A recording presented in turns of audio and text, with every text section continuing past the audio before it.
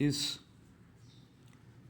حمد کے پہلے اشعار پہلا شعر جو ہے، دوسرا کون ہے جہاں تو ہے، کون جانے تجھے کہاں تو ہے۔ تو اس شعر کی تشریح میر منائی نے اس طرح سے کی ہے: اے بزرگ و برتر، جس عظیم مقام پر تیری ذات موجود ہے، وہاں دنیا بھر میں کوئی دوسری ذات نہیں ہو سکتی۔ آج تک کوئی بھی تمہاری ذات کے بارے میں ہرگز نہیں جان سکا۔ اس شعر میں امیر منائی اللہ تعالیٰ کی عظمت کو اس انداز میں بیان کرتے ہوئے لکھتے ہیں: اے اللہ تعالیٰ، اس دنیا میں کوئی ایسا نہیں جو ہر جگہ موجود ہو۔ اے اللہ تعالیٰ، تو ہر جگہ موجود ہے اور پھر تیرے ٹھکانے کا کسی کو علم نہیں۔ اے باری تعالیٰ، تو لاکھ پردوں میں چھپا ہوا ہے، لیکن اس کے باوجود اس کائنات کا ایک ایک ذرہ تیری ذات کی گواہی دے رہا ہے۔ تو اللہ تعالیٰ کہاں موجود ہے؟ اللہ تعالیٰ وحدہ لا شریک ہے، اس کے سوا عبادت کے لائق اور کوئی نہیں۔ جہاں اللہ تعالیٰ کی ذات ہے، وہاں کسی اور ذات کا گمان بھی نہیں کیا جا سکتا۔ اس شعر میں اللہ تعالیٰ کی وحدانیت اور اس کی یکتائی کے موضوع سخن بنایا گیا ہے۔ اللہ تعالیٰ کی ذات ہماری سمجھ سے ماروا ہے، اس کی عظمت اور شان سب سے جدا اور نرالی ہے۔ شاعر نے ہمیں لا الہ الا اللہ، نہیں کوئی معبود سوائے اللہ کے، کا مفہوم سمجھا دیا ہے۔ وہ ایسی ہستی ہے جسے کسی ایک مقام یا ایک جگہ تک محدود نہیں کیا جا سکتا۔ وہ ہر جگہ ہر مقام پر موجود ہے۔ شاعر اس شعر میں حیرت کا اظہار بھی کر رہا ہے اور اس کے تخیل کی پرواز اس ذات اقدس کا مقام اور مرتبہ جاننے اور سمجھنے سے عاجز ہے۔ اللہ تعالیٰ کی ذات ہر جگہ موجود اور انسان کے شاہ رگ سے بھی زیادہ قریب ہے، لیکن آنکھیں ہیں کہ دیدار کو ترستی ہیں۔ اللہ تعالیٰ اس کائنات کا خالق و مالک ہے، ہر چیز اس کے قبضہ قدرت میں ہے۔ وہ کن کہتا ہے تو فیکون ہو جاتا ہے، یعنی جوں ہی وہ کہتا ہے ہو جاتا ہے۔ آسمان جو ستون کے بغیر کھڑا ہے، اس میں نہ کوئی دراڑ ہے اور نہ ہی اس میں کوئی فرق ہے۔ انسانی عقل محدود ہے، انسانی بصیرتیں کمزور ہیں، یہ خدا تعالیٰ کی بے پایاں اور بے کراں ہستی کا ادراک کیسے کر سکتی ہیں؟ تو اس شعر میں اللہ تعالیٰ کی وحدانیت اور یکتائی کو بیان کیا گیا ہے۔ تو دوسرا شعر ہے اس حمد کا: لاکھوں پردوں میں ہے تو بے پردہ، سو نشانوں پہ بے نشاں تو ہے۔ اے رب ذوالجلال، تیری ذات عظیم لاکھوں پردوں میں پنہاں ہو کر بھی ظاہر اور عیاں دکھائی دیتی ہے۔ چونکہ تو دنیا میں ہر جگہ نمایاں نظر آتا ہے، زمانے میں ہر سو تیری نشانیاں بکھری پڑی ہیں، اس کے باوجود ہمارے سامنے تیری ذات موجود نہیں۔ اس شعر میں شاعر اللہ تعالیٰ کی ایسی صفت کا ذکر کرتا ہے کہ انسان اپنی مادی آنکھ سے آپ کا دیدار تو نہیں کر سکتا۔ آپ کی ذات لاکھوں پردوں میں چھپی ہوئی ہے، لیکن طے ہے کہ اس کائنات کا ذرہ ذرہ آپ کی وجودگی کی گواہی دے رہا ہے۔ اے اللہ تعالیٰ، تو ہزار لاکھوں پردوں میں بے پردہ ہے۔ مراد یہ ہے کہ تیری ذات مخفی اور مستور ہے، ہماری ظاہری آنکھ اور تیرے درمیان ہزاروں پردے اور ہزاروں حجاب موجود ہیں، لیکن ان پردوں اور حجابوں میں بھی تو ہمیں بے حجاب اور بے پردہ دکھائی دیتا ہے۔ اس طرح تیری قدرت کے سینکڑوں نشانات ہمارے روبرو ہیں، لیکن ان نشانات میں تیرا کوئی نشان نہیں ہے۔ شاعر نے اللہ تعالیٰ کی پوشیدہ ذات اور اس کائنات میں اس کے بکھرے ہوئے مظاہر کا ذکر کیا ہے۔ کائنات کی ہر چیز اللہ تعالیٰ کے ہونے کی گواہی دے رہی ہے۔ پتا پتا اور ذرہ ذرہ اللہ تعالیٰ کی موجودگی کا اعلان کر رہا ہے۔ تو اللہ تعالیٰ کی ذات کو اپنی آنکھوں کے سامنے اور دل کے قریب پاتا ہے۔ تو یہ دوسرا شعر کی تشریح تھی۔ تیسرا شعر، تو ہے خلوت میں، تو ہے جلوت میں، کہیں پنہا کہیں عیاں تو ہے۔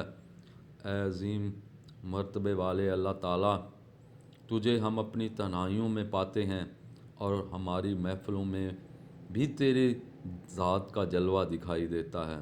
تیری ذات کے سارے رنگ ہیں کہ کہیں تو ہمیں پنہا دکھائی دیتا ہے اور کہیں یہ تیری ذات ہمارے سامنے عیاں نظر آتی ہے۔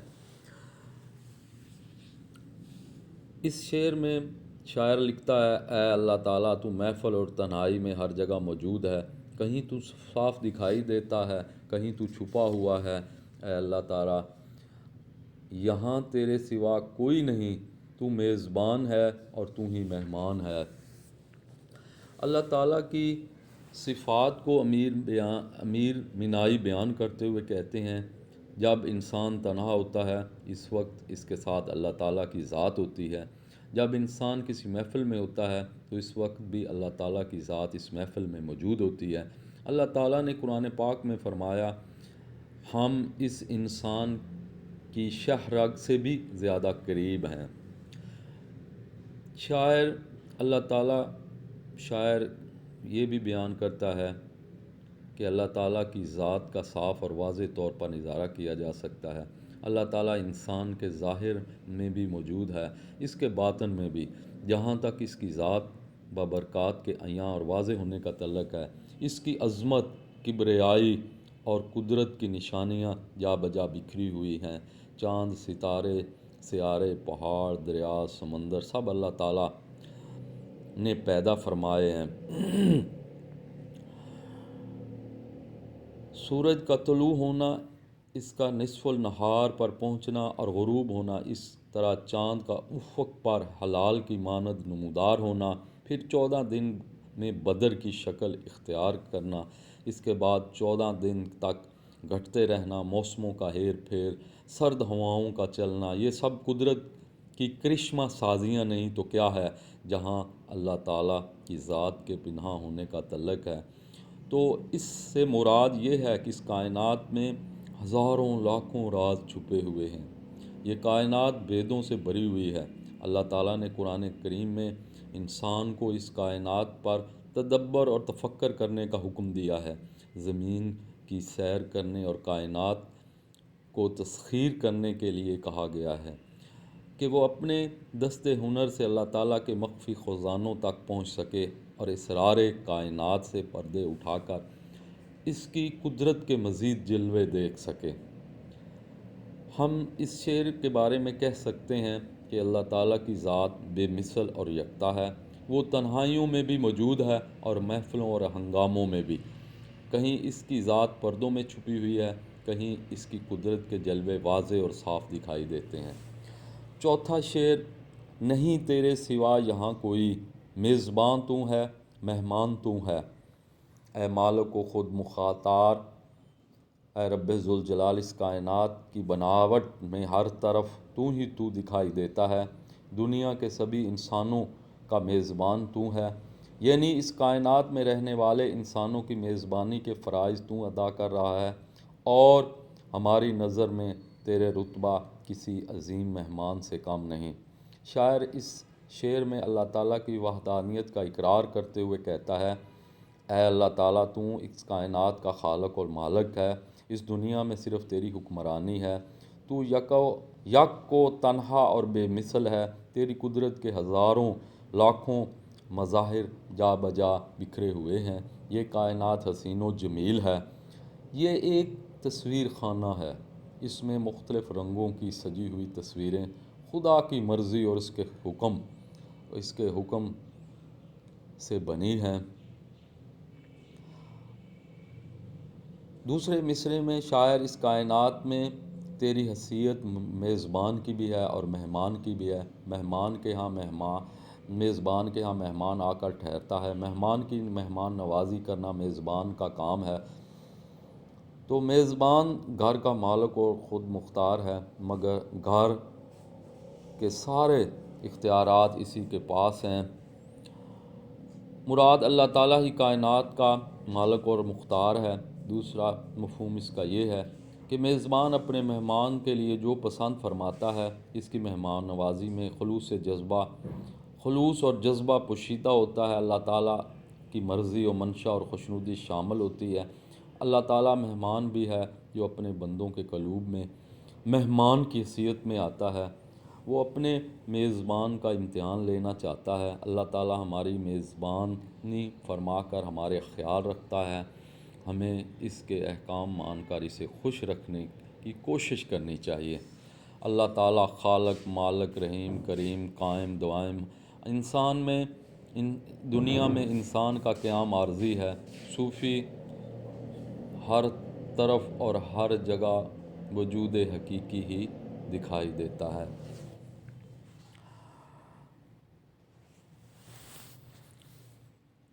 پانچواں شعر: رنگ تیرا چمن میں بو تیری، خوب دیکھا تو باغوں تو ہے۔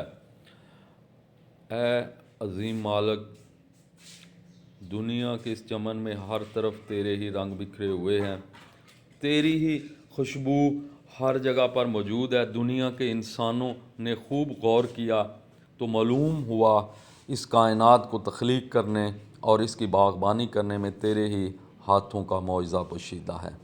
شاعر اس دنیا کے چمن کی علامت استعمال کی ہے، اس کا نقشہ کھینچتے ہوئے بتاتا ہے، اس چمن میں ہر جگہ پھول کھلے ہیں، پھول ایک طرف اپنے مختلف رنگوں سے چمن کی زینت میں اضافہ کر رہے ہیں، دوسری طرف پھولوں کی بھینی بھینی خوشبو نے سارے چمن کو مہکا رکھا ہے۔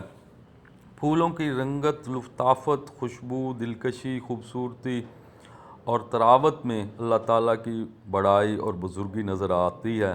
اللہ تعالیٰ کی ذات ہی جو رنگ برنگ کے پھول کھلاتی ہے اور پھولوں کے ناف و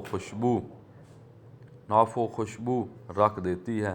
ہم ذرا نظر سے دیکھیں تو اللہ تعالیٰ اس باغ کا مالی ہے، اللہ تعالیٰ اس کائنات کا مالک ہے، اس کی حکمتوں سے یہ باغ نشو و نما پاتا ہے، اس کی قدرت ہی ہے جو ہر چیز وجود میں آتی ہے، کیونکہ اللہ تعالیٰ کی ذات ہر شے پر محیط ہے۔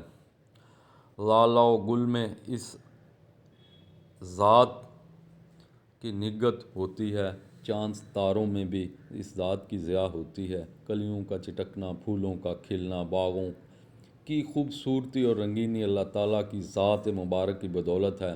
وہی اس دنیا کا رکھوالا ہے، وہی اسے سجانے، سنوارنے اور بنانے والا ہے۔ تو آخری شعر میں محرم راز تو بہت ہیں امیر، جس کو کہتے ہیں رازداں تو ہے۔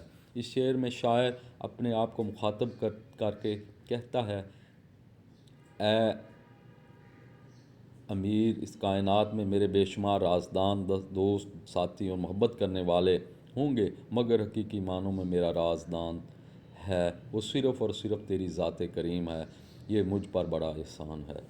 شاعر یوں تو اس دنیا میں ان گنت لوگ ہمارے رازدان، عام مشاہدے کی بات ہے اور دوست آپس میں ملتے ہیں، باہمی دلچسپی کی باتیں کرتے ہیں، ایک دوسرے کے اپنے دکھوں کو ادا کرتے ہیں۔ ہوتا یہ ہے کہ ایک دوست کی سادگی یا خلوص کے ساتھ اپنے تمام راز دوست کو کے گوش کر دیے جاتے ہیں۔ کچھ عرصہ اور چلاک ہوشیار دوست کسی معمولی سی بات پر اس معصوم دوست کے سے ناراض ہو جاتا ہے تو پھر وہی اس کے سارے رازوں سے پردہ ظاہر کر دیتا ہے۔ حقیقت کی آنکھ سے دیکھا جائے تو اللہ تعالیٰ کی ذات پاک ہی ایسی ہمارے دلوں نیتوں تک سے واقف ہے، لیکن ہمارے بید کسی پر ظاہر نہیں کرتی۔ وہ عظیم و کبیر ہے، وہ ستار العیوب ہے، وہ ہماری کمزوریاں، کوتاہیاں، کمیوں اور کجیوں کو جانتے ہوئے بھی ہمیں دوسروں کے سامنے رسوا نہیں ہونے دیتا۔ وہ ہمارا بھرم رکھتا ہے، وہ ہماری لاج رکھتا ہے، وہ ہم پر اپنے لطف و کرم کی بارش کرتا ہے۔ اس لیے دیکھا جائے تو ہمارا سچا رازدان وہی ہے، وہ ہمارا دوست بھی ہے، خیر خواہ بھی ہے اور رازدان بھی ہے۔ Wish you good luck.